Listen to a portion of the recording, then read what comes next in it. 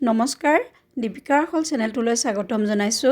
আজি মই পিঠাগুৰি আৰু তিলৰ পুৰেৰে অতি টেষ্টি Xutuli পিঠা বা আঙুলি পিঠা বনাই দেখুৱাবলৈ ওলাইছো। আশা ৰাখিছো ভিডিঅটো সম্পূৰ্ণকৈ চাব। চাই ভাল পালে লাইক শেয়াৰ কৰিব। তেন্তে বলকচোন বেছি পলম নকৰি আমি ভিডিঅটো আৰম্ভ কৰো। ইয়াৰ বাবে মই 1 কাপেৰে 2 কাপ পিঠাগুৰি আৰু 1 কাপ আটা লৈছো। আটাৰ হলনি আপোনালোকে বৰা চাউলৰ পিঠাগুৰিও ল'ব পাৰে। বৰা চাউলৰ পিঠাগুৰি ল'লে অলপ টান হয় পিঠাটো, কিন্তু খাবলৈ টেষ্ট হয়। এবাটি মই গুড় লৈছো। গুড়খিনি প্ৰায় 150 গ্ৰাম মান হ'ব। প্ৰথমতে গুড়খিনি মই গলাই ল'ম। যেহেতু মই এবাটি গুড় লৈছিলো, সেইকাৰণে প্ৰায় আধা বাটি মান মই পানী ল'ম আৰু অকমান মই পানী যোগ কৰিম। গুড়খিনি জাষ্ট গলাই ল'লে হ'ল। ইয়াত পগাই ডাঠ কৰিব নালাগে বা কোনো তাৰো প্ৰস্তুত কৰিব নালাগে। গুড়খিনি গলি উতলিবলৈ ধৰিছে। গুড়খিনি মই মাত্ৰ 1 মিনিট মান সময় পগাই ল'ম। মন কৰিব যাতে গুড়খিনি আঠা হৈ নাযায়। এতিয়া মই গুড়খিনি নমাই থম আৰু অলপ ঠাণ্ডা হ'বলৈ দিম। আকৌ মই তিলৰ পুৰ বনাবলৈ তিলখিনি ধুনীয়াকৈ ভাজি লৈছো। এই মিক্সাৰ জাৰটোতে মই তিলখিনি লৈ লৈছো। ইয়াক গুড়ৰ লগত মই একেলগে খুন্দি ল'ম। এইখিনি মই গুড় লৈছো। একেলগে তিলৰ লগত মই গুড়ি কৰি ল'ম। এয়া মোৰ তিলৰ পুৰখিনি ৰেডি হৈ গ'ল। এতিয়া মই আটা আৰু পিঠাগুৰিখিনি সানি ল'ম। প্ৰথমতে মই ইয়াত 3-4 চামুচ ৰিফাইন তেল যোগ কৰিছো। সামান্য পৰিমাণৰ মই নিমখ যোগ কৰিছো।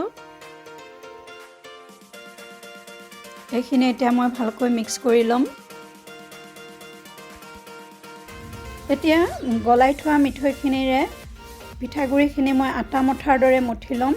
এয়া মই মিঠৈখিনি চেকি দিছো, কাৰণ লেতেৰা থাকিব পাৰে মিঠৈত। মিঠৈ অলপ অলপকৈ দি সানি থাকিব লাগে যাতে পনীয়া হৈ নাযায়। আৰু মিঠৈ যোগ কৰিব লাগিব। মই আকৌ চেকি দিছো।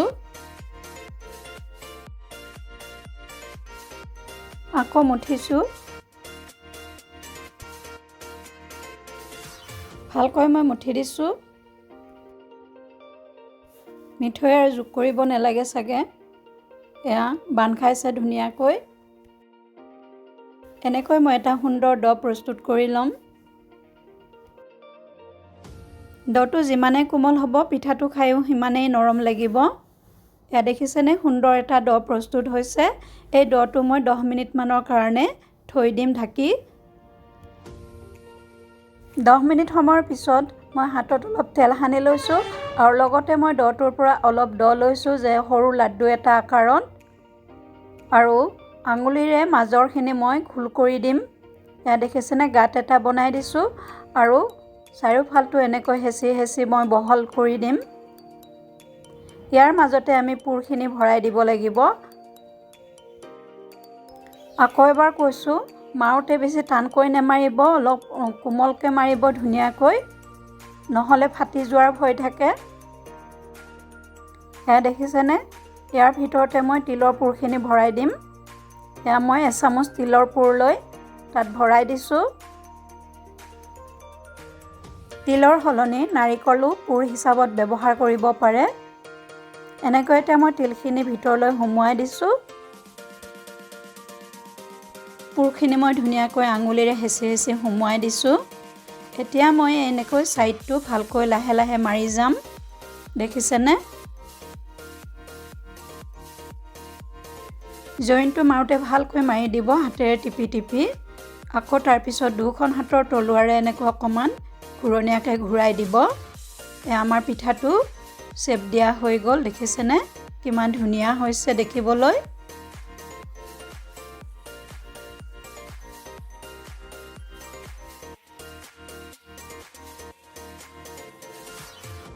এনেকৈ মই আটাইকেইটা শ্বেপ দি ল'ম প্ৰথমতে আৰু অলপ দ লৈ মই এটা দেখুৱাই দিম আকৌ এবাৰ।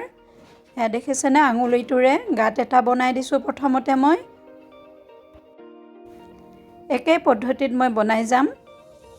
আকৌ মই পুৰ অকণমান সুমুৱাই দিছোঁ।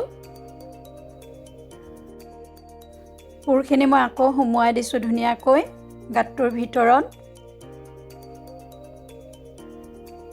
এতিয়া মই জইনটো আগৰ দৰে মাৰি যাম। এয়া দেখিছেনে অলপ হাতেৰে হেঁচি হেঁচি দিব আঙুলিৰে। জইনটো মাৰা গৈছেনে? এনেকৈ মই আকৌ এবাৰ ধুনীয়াকৈ পকাই লৈছোঁ। দেখিছেনে কিমান ধুনীয়া শ্বেপ হৈ গৈছে। বহুত টেষ্টি হয় এই পিঠাটো খাবলৈ। যিহেতু আমি মিঠৈৰে ডটো বনাওঁ সেইকাৰণে খাবলৈ খুবেই টেষ্টি হয়।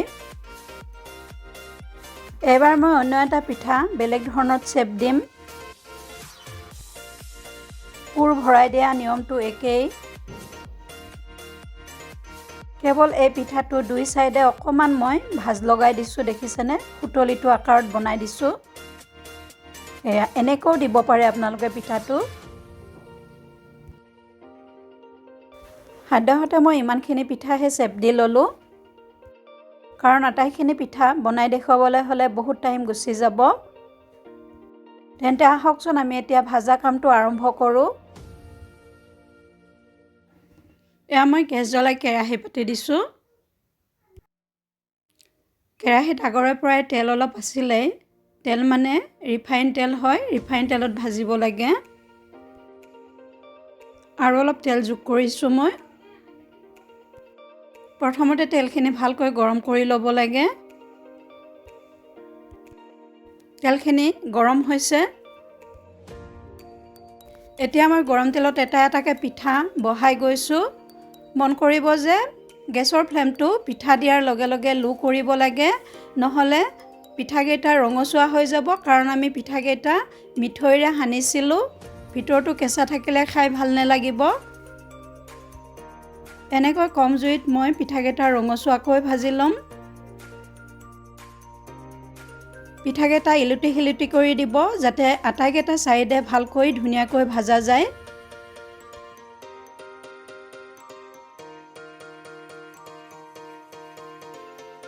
পিঠাকেইটা মই আটাইকেইটা ধুনীয়াকৈ ইলুটি শিলুটি কৰি দিলোঁ।